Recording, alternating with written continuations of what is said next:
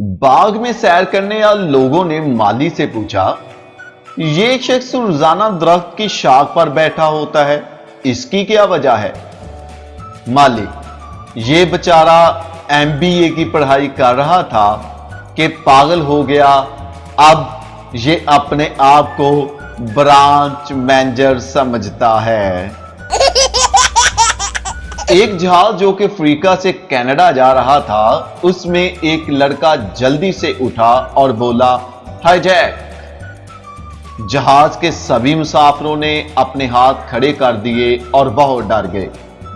तभी दूसरी तरफ से अचानक एक और लड़का उठा और बोला, हाय जॉन।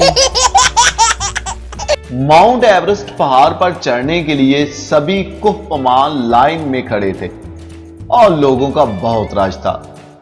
तभी एक कुहपमान ने शरारतन पास खड़ी एक लड़की से कहा, अगर मैं माउंट एवरेस्ट पर चढ़ने में कामयाब हो गया तो तुम मुझे क्या दोगी? लड़की, धक्का।